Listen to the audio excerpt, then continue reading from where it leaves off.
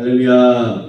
자, 오늘 봉독한 말씀 아모스 5장 18절로 24절까지 있는 말씀을 가지고 나라가 공의를 잊어버린 이유라는 제목으로 말씀의 은혜를 나누겠습니다. 한번 따라주실까요? 나라가 공의를 잊어버린 이유. 네, 공의라는 것은 너무나 중요합니다.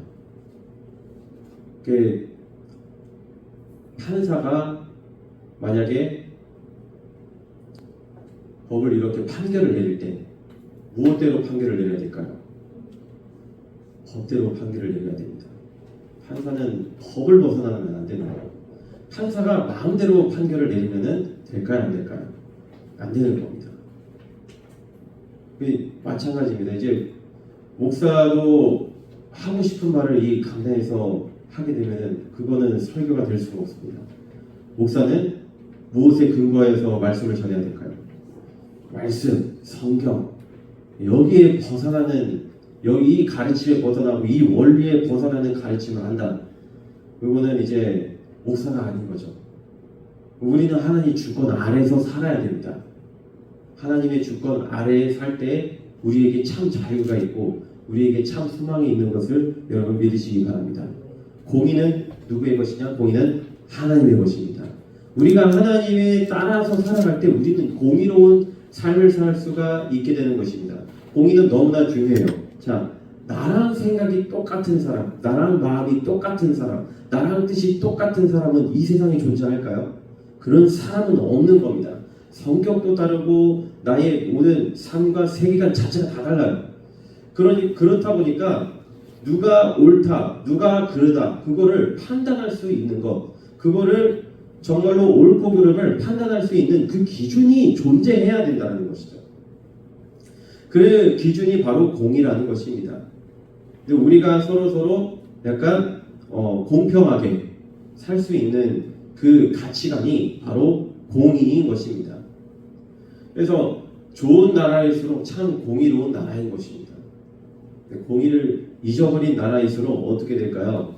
이제 질서는 없어지는 것이고 혼돈과 혼란이 막 가정이 되고 말 것이며 무엇이 기준인가를 사람들이 찾아다니기 시작하는 거예요. 무엇이 기준인가요? 그 무엇이 기준이 막 찾아다니며 혼란스럽고 고통스러운 삶을 살아갈 수밖에 없는 것입니다. 그래서 혼란스럽지 않고 정말로 하나님의 말씀대로 사는 것이 우리가 참된 창조 질서 안에 사는 것임을 여러분 믿으시기 바랍니다. 우리의 삶 속에서도 무엇을 찾아야 되냐면 객관성을 찾아야 되고, 근데 무엇에 대한 객관성이냐? 말씀에 대한 객관성, 그 다음에 그것으로 나를 볼 수 있는, 그것으로 나를 점검할 수 있는 눈이 있어야 되는 것입니다. 그것이 없으면 우리는 공의를 찾을 수가 없어요. 아까 제가 판사 이야기를 했는데 판사가 요즘에 법대로 판결을 하느냐, 정말로 공정하게 판결을 하느냐라고 사람들한테 물어본다면은 사람들이 그렇다고 얘기할까요? 안 그렇다고 얘기할까요?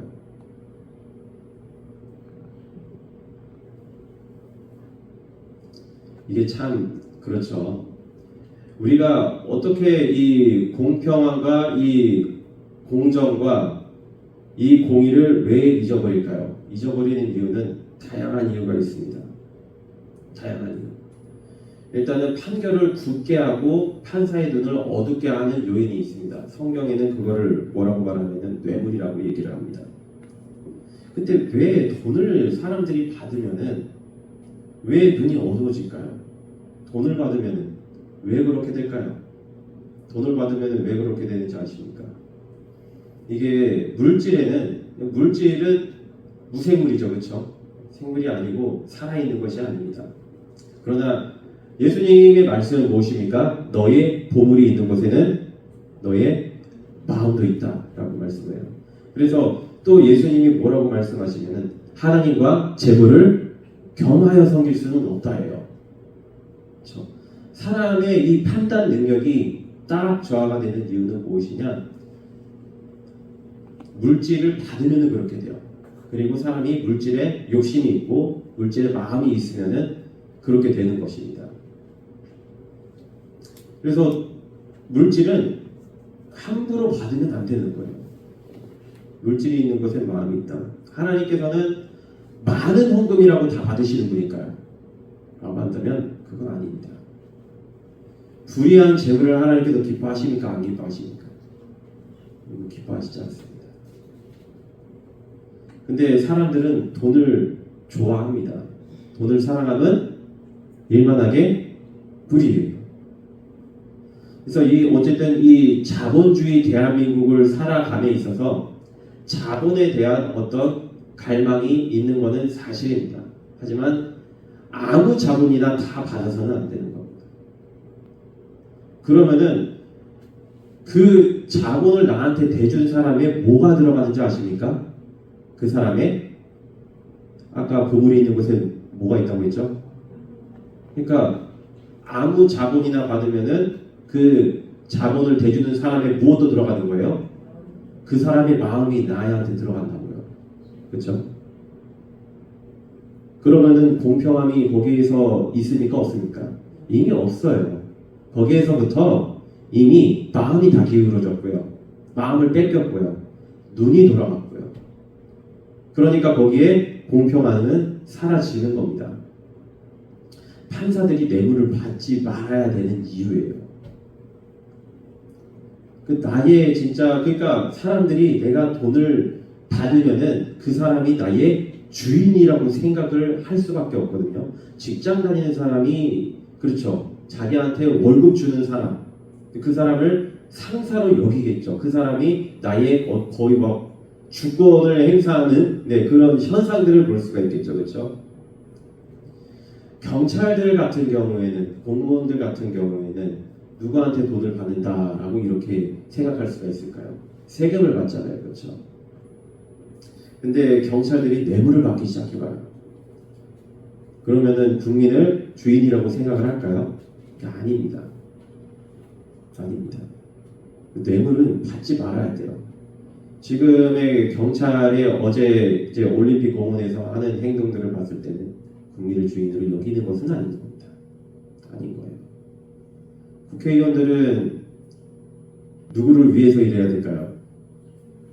예, 지금 계속 저렇게 시위를 몇 주 동안 계속하고 있잖아요. 네, 들어줄까요? 안 들어줄까요?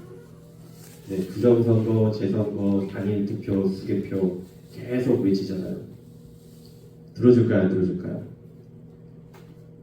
안 들어줄 겁니다. 안 들어줄 거예요. 결코 그럴 수가 없습니다.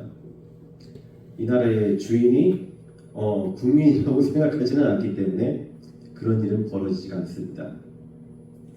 지금의 판사들도 판결이 약간 신뢰가 지금 있습니까 없습니까? 다 떨어졌죠. 다 떨어졌죠.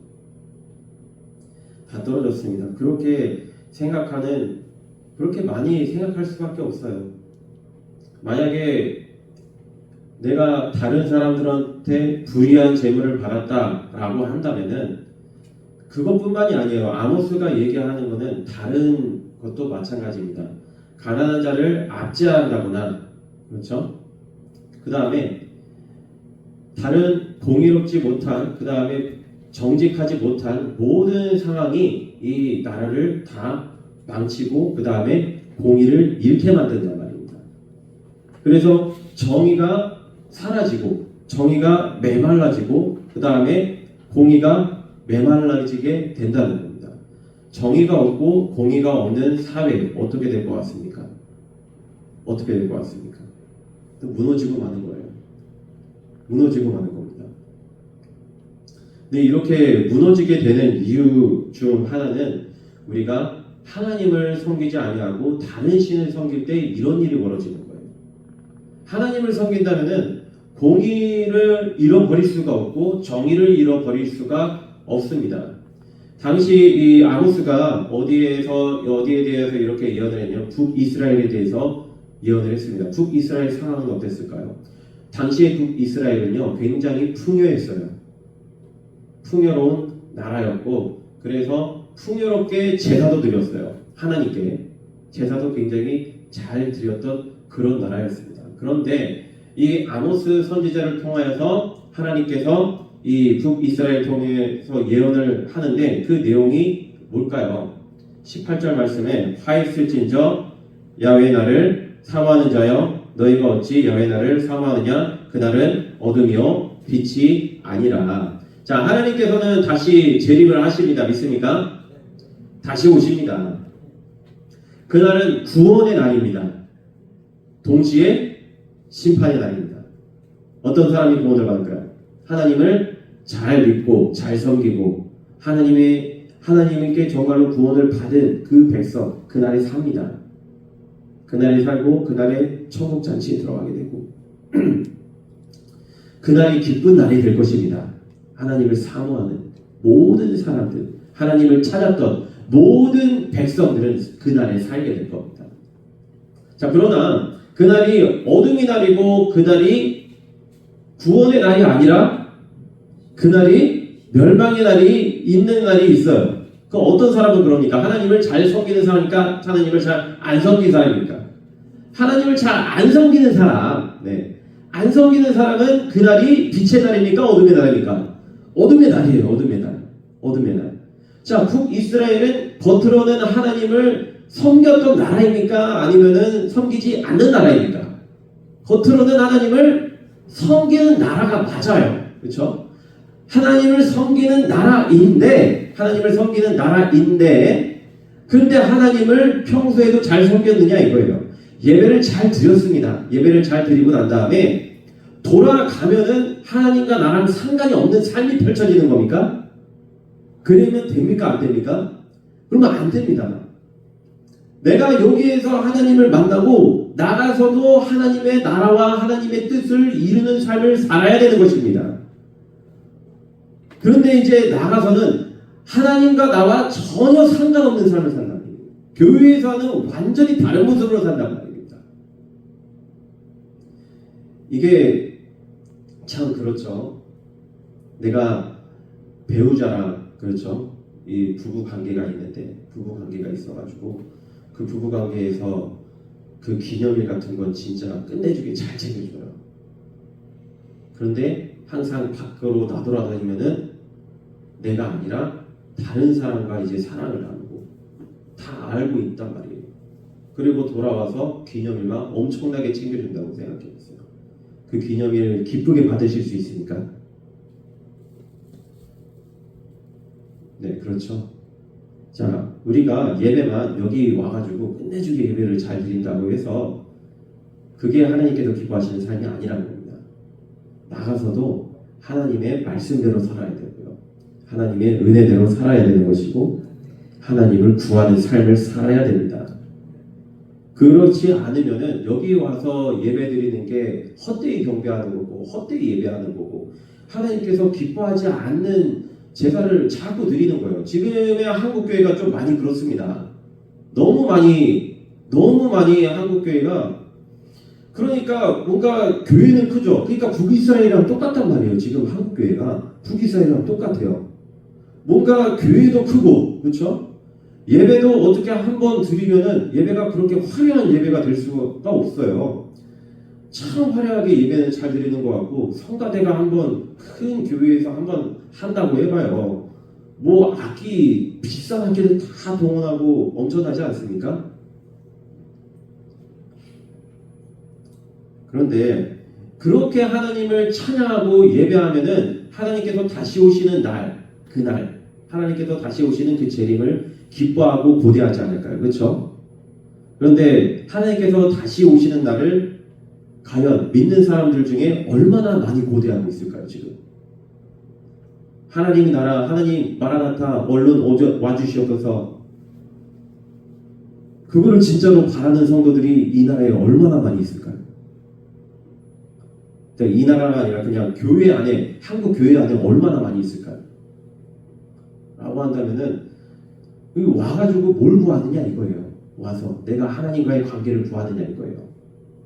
하나님과의 깊은 관계 속에 들어가서 하나님을 만나고 주님의 의로 새로워지고 내 마음이 변화를 받고 내 영이 신령이 새롭게 돼가지고 내가 복음 전파하는 데 있어서 그거를 나의 인생의 가장 첫째로 삼느냐 이거예요. 그러니까 아니면은 자꾸 와서 다른 상황을 자꾸 구하는 거예요. 그러니까 많은 교회들이 많은 성도들이 그렇단 말이에요. 그러면은 과연 그분들한테 하나님이 다시 오실 날, 그 다음에 하나님이 오실 날을 딱 이렇게 얘기를 하잖아요. 어떻게 될까요? 그 대화가 주고받고가 안 돼요. 그 얘기를 꺼낸 사람이 참 이상해지는 현상이 일어나는 거예요. 그렇죠? 하나님에 대해서 얘기를 하는데, 말씀에 대해서 얘기를 하는데, 하나님께서 다시 오시면 좋겠다라는 그 얘기를 하는데 대화가 굉장히 이상해지는 거예요. 왠지 아세요? 근데 지금 이 나라에 돌아가는 공의와 정의 이런 거는 관심이 없고 지금 내가 먹고 사는 데에만 너무나 관심이 있기 때문이죠. 그러니까 지금 나라가 공의가 이렇게 다 무너져도 관심이 없어요. 무감각해요. 근데 이러면은 하나님께서 다시 오시는 날이 어떤 날이 되겠습니까? 빛의 날이 되겠습니까? 빛의 날이 될 수가 없는 거예요. 그래서 21절 말씀에 하나님께서 뭐라고 말씀하십니까? 내가 너희 절기들을 미워하여 멸시하며 너희 송이들을 기뻐하지 아니한다. 네, 21절 말씀이 그렇게 나옵니다. 21절 말씀 내가 너희 절기들을 하나님께서 미워하신대요. 그 다음에 멸시하는데요. 그 다음에 우리의 성회를 기뻐하지 않는데요. 그러니까 아무리 한국교회가 크게 예배를 드리고 뭐 부활절에는 뭐 부활절 뭐 그렇죠 연합예배 뭐 이런 것도 다 잘 드리잖아요. 그렇죠? 뭐 크리스마스다 크리스마스에 큰 행사도 막 벌이고 있잖아요.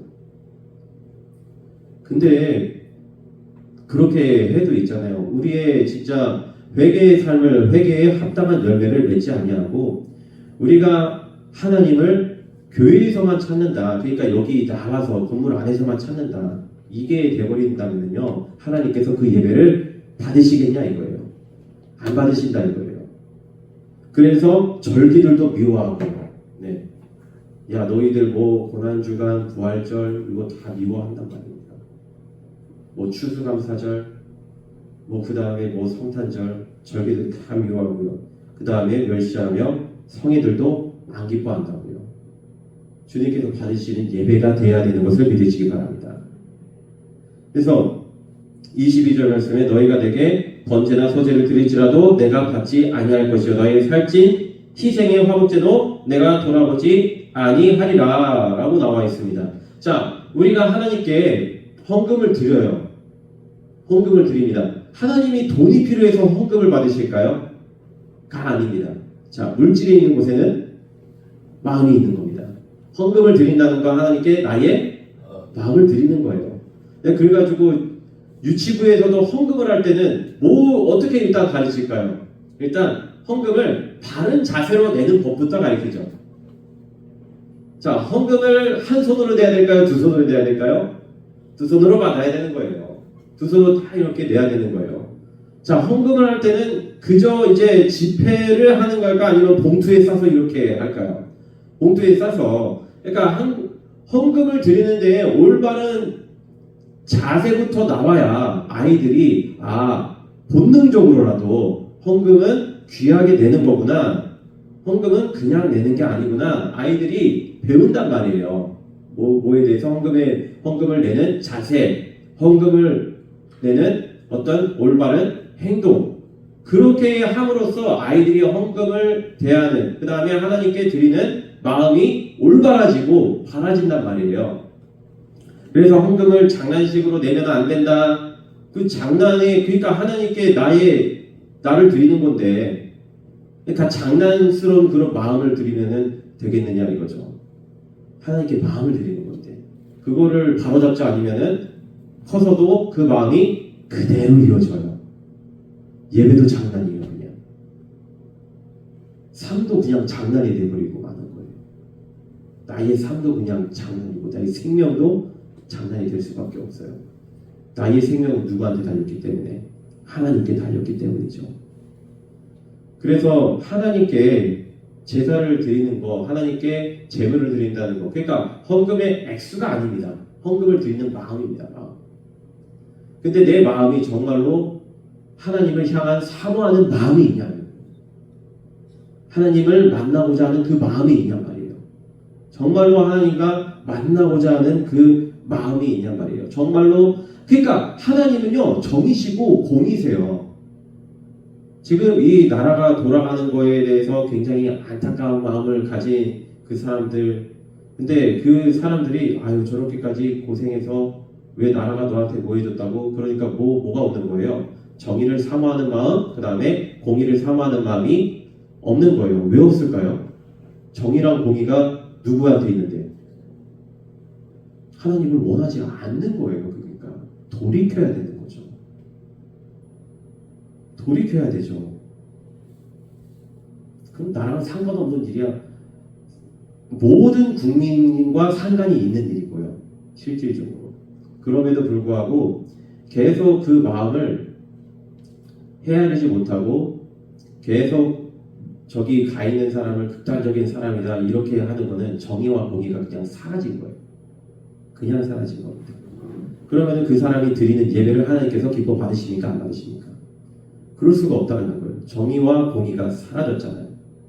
하나님께서는 분명히 말씀하셨습니다. 오직 정의를 물같이, 그 다음에 공의를 마르지 않는 강같이 어떻게 할지어다. 계속 흘러야 된다. 계속 흘러야 된다라는 거예요. 계속 흘러야 된다. 계속 흘러야 된다라는 거예요. 그러니까 이거는 정의와 공의가 진짜 계속 이어져야 되고 흘러져야 되고 그 다음에 차세대까지 계속 이어져서 흘러져야 돼요. 그러니까 다음 세대들한테도 하나님에 대한 마음을 계속 교육을 시켜야 되고 그 다음에 자라나는 세대들이 하나님을 사랑할 수 있도록 가르쳐줘야 된다는 거예요. 근데 이제 지금의 교회들이 거의 교회 학교를 어떻게 생각하고 있어요? 교회 학교를 업신여기잖아요. 그러니까 아이들이 예배를 드리는 주체로 생각을 하는 게 아닌 거예요. 그냥 애들은 놀잖아. 애들이 그냥 교회 안에서 재밌게 놀기만 하면 돼. 이게 작은의 교회 학교의 현실이란 말입니다. 그렇게 되면은 아이들이 자라나서 정의를 볼 수 있는, 분별할 수 있는 눈과 공의를 분별할 수 있는 눈이 있겠냔 말이에요. 그래서 그 공의가 사라졌을 때, 정의가 사라졌을 때 그거를 느낄 수 있고 그거를 가슴 아파하고 그걸 위해 기도할 수가 있느냐 말이에요. 그렇게 되지 않으면은 그 아이들이 또 교회에 나와가지고 예배를 드려도 하나님께서 그 예배를 받으시냐 이거예요. 그러면 그 아이들이 하나님께 과연 복을 받을 수 있느냐 말이에요. 우리는 어른으로서 정의를 찾아야 됩니다. 어른으로서 공의를 찾아야 됩니다. 부르짖어야 되고 정말로 이 나라의 공의와 정의가 다시 찾아되기를, 그래서 하나님께 복받는 나라가 되기를 정말로 강구해야 되고 하나님을 정말로 찾아야 됩니다. 5장 4절 말씀에 여호와께서 이스라엘 족속에게 이와 같이 말씀하시기를 너희는 나를 찾으라 그리하면 살리라 라고 나와 있어요. 그리하면 살리라. 할렐루야. 하나님을 찾으시기 바랍니다. 하나님의 정의를 찾으시기 바랍니다. 하나님의 공의를 찾으시기 바랍니다. 그리고 그 정의와 그 공의가 이 대한민국 땅에 살아나기를 강구하시기를 주님의 이름으로 축원합니다. 기도하시겠습니다. 거룩하시고 영원하신 아버지 하나님 감사합니다. 아버지 하나님, 이 나라의 정의와 이 나라의 공의가 아버지 하나님 많이 무너졌음을 바라봅니다. 아버지 하나님, 아직도 그 정의가 무너지는 것, 그 공의가 무너지는 것을 많은 사람들이 깨닫지 못합니다. 아버지 하나님, 그러나 이 시간에 우리의 눈을 밝히 열어 주시옵고 아버지 하나님, 이 시간에 하나님을 찾아서 하나님을 만나서 아버지 하나님 정의를 찾게 하여 주시옵고 공의를 찾게 하여 주시옵소서. 아버지 하나님, 정의를 떠난 공의가 정말로 마르지 않는 샘처럼 아버지 하나님 정말로 흘러넘치게 하여 주시사 하나님께서 기뻐하시는 예배를 다시 드리는 이 한국 될 수 있도록 인도하여 주시옵소서. 감사드리며 나라 계신 예수 그리스도 이름으로 간절히 기도드립니다. 아멘.